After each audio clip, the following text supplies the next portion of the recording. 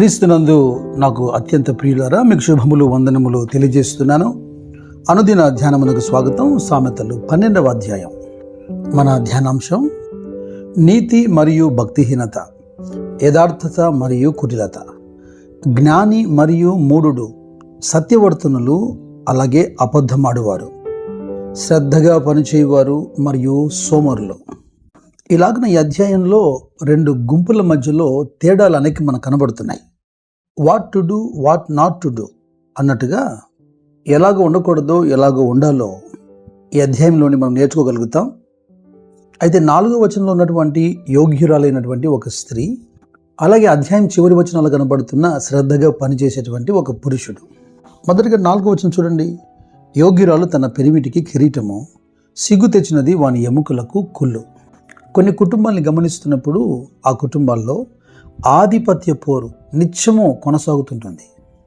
దేవుని ఎరగని వారు కాదు, విశ్వాసుల కుటుంబాల్లో సైతం ఓ నిక్కచ్చిగా చెప్పబడినటువంటి బోధ ఉన్నను పరిస్థితులు లాగుంటే ఇక అపోస్తుల బోధ లేకపోతే మనం ఏమయ్యేవారమో. కొరింథీయులతో పౌలు మాట్లాడుతున్నప్పుడు మొదటి పత్రిక 13వ అధ్యాయంలో ఈ హెడ్షిప్ గురించి మాట్లాడుతూ వచ్చాడు. ప్రతి పురుషునికి క్రీస్తు శిరస్సు అని, అలాగే స్త్రీకి పురుషుడు శిరస్సు అని దేవుడు పెట్టినటువంటి ఒక మంచి క్రమాన్ని చూపిస్తూ వచ్చాడు. ఎంతసేపు ఉన్నా దేవుని యందు భయభక్తులు కలిగి ఒకరు ప్రేమించటం, మరొకరు లోబడి ఉండటం, ఇలా పరస్పరం ఒకరినొకరు అర్థం చేసుకుంటూ ముందుకెళ్ళడం తప్ప ఎవరికి ఎన్ని అర్హతలు ఉన్నాయో లెక్కించుకుంటూ కూర్చుంటే కుదురుతుందో మీరు చెప్పండి. మనం చదివినటువంటి లేఖనంలో యోగ్యురాలు తన పెనిమిటికి కిరీటం అని రాశారు. ఒకవేళ భర్త లేదా పురుషుడు స్త్రీకి శిరస్సుగా ఉన్న ఆ శిరస్సు పైన కదా కిరీటం ఉంది.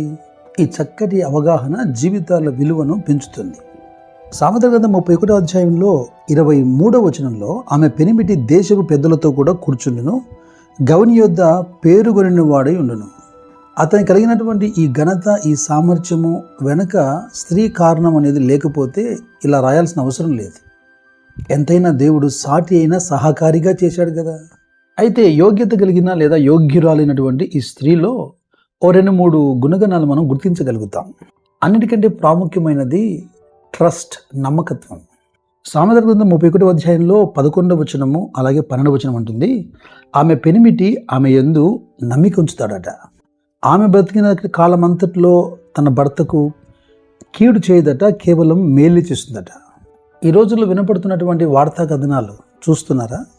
గత సంవత్సరాల్లో ఎన్నడూ లేనట్టుగా ఆశ్చర్యకరంగా కేవలం పురుషులే కొందరు దుర్మార్గులై తమ భార్యలకు హాని చేసేటువంటి కథనాలు విన్నాం. కానీ ఈరోజు భార్యలు కూడా అనేకులు భర్తలను కడతెరుస్తున్నారు. ఇక రెండవది, యోగ్యురాలైనటువంటి ఈ యొక్క స్త్రీలో కనపడేది జ్ఞానం. ఆమె జ్ఞానం కలిగి నోరు తెరుస్తుందట, కృప కలిగిన ఉపదేశము ఆమె బోధ చేస్తుందట.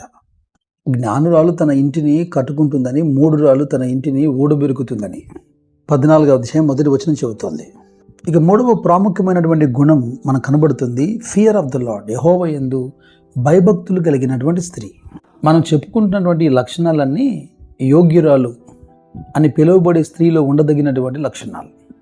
అందుకే సింపుల్గా ఒక మాటలో 31వ అధ్యాయంలో 10వ వచనం అంటుంది, గుణవతి అయిన భార్య దొరుకుట అరుదు, అటుది ముత్యము కంటే అమూల్యమైనది. గుణవతి కాకుండా యోగ్యురాలు కావడం అసాధ్యం. ఏలైనగా పేతురు భక్తులు కూడా చెప్పినట్టుగా ఆమె యోగ్యత, ఆమె అలంకారము, ఆమె గుణమే కదా. మనం ధ్యానిస్తున్నటువంటి ఈ పాఠాన్ని వ్యక్తిగత జీవితానికి ఆపాదించుకోండి. అంతకంటే ఎక్కువగా భార్యాభర్తలు కుటుంబ వ్యవస్థకు మరింతగా దోహదపడేటువంటి అంశం. ఇక పురుషుని అంశానికి వస్తే ఆ సామెతల గ్రంథం ఈ 12వ అధ్యాయము 24వ వచనం, శ్రద్ధగా పని చేయవారు ఏలుబడి చేయుదురు, సోమరులు వెట్టి పనులు చేయవలసి వచ్చును. అలాగే 27వ వచనం కూడా, సోమరి వేటాడినను పట్టుకొనడు, చురుకుగా ఉండుట గొప్ప భాగ్యం. ఒక ఇంట దరిద్రత తాండవమాడుతుంది అంటే అర్థం ఏంటి? అయినా సోమరులు అనేవారు మీరు ఎప్పుడు మాట్లాడినా, ఎప్పుడు పలకరించినా వాడు ఏదో ఒక కారణం చెబుతూనే ఉంటాడు.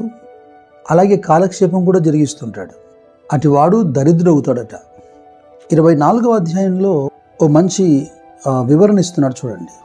సోమరి వాని చేను నేను దాటి రాగా, తెలివిలేని వాని ద్రాక్ష తోట నేను దాటి రాగా, ఇదిగో దాని అందంతటా ముండ్ల తుప్పలు బలిసి ఉండెను, దూలగొండ్లు దాన్ని కప్పి ఉండెను, దాని రాతి గోడ పడి ఉండెను, నేను దాన్ని చూచి యోచన చేసుకొంటిని, దాన్ని కనిపెట్టి బుద్ధి తెచ్చుకొంటిని.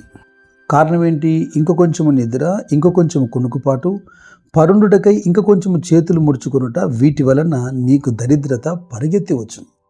ఆయుధస్తుడు వచ్చినట్లు లేమి నీ మీదికి వచ్చును. ఉతక మీద తలుపు అటు ఇటు తిరుగుతున్నట్టుగా సోమరి మంచం మీద అటు ఇటు తిరుగుతూ ఉంటాడట. అనేక ప్రణాళికలు తన ఆ హృదయంలో ఆలోచిస్తూ ప్రణాళిక రచిస్తూ ఉంటాడు, కానీ అందులో ఒక్కటి కూడా కొనసాగించడం నెరవేర్చాడు. వ్యక్తిగత జీవితాన్ని గమనిస్తే వాడు సమయానికి లేవడు, సమయానికి భోజనం చేయడు, సమయానికి వాడు పనికి వెళ్ళడు. ప్రతి చోట ప్రతి అడుగులో ఆ సోమరితనం కనబడుతుంటుంది. అలాగే కొన్ని కుటుంబాలు కూడా. బాధాకరమైన విషయం ఏంటంటే దేవుని పిల్లలై ఉండి కూడా కొన్ని సంఘాలు, కొన్ని సేవా పరిచర్యలు కూడా ఈ సోమరితనం కొట్టొచ్చినట్టుగా కనబడుతుంది. నేనైతే రక్షణ పొందిన వారిలో ఎవరు సోమరులుగా ఉంటారు అని అనుకున్నాను. ఎవరైనా సోమరులుగా లేదా బద్ధకంగా ఉన్నారంటే వారి పొందినటువంటి రక్షణ గురించి తిరిగి వారు ఆలోచించాలని చెబుతాను. ఏలైనగా పాతవి గతించి సమస్తము కొత్తవయ్యాయి అంటే ఆ గతంలో ఉన్నటువంటి బద్ధకత్వము లేదా సోమరితనం కూడా పోయి ఉండాలి కదా. దేవుని అంగీకరించిన వారిలో దేవుని గుణగణాలు ఉంటాయి.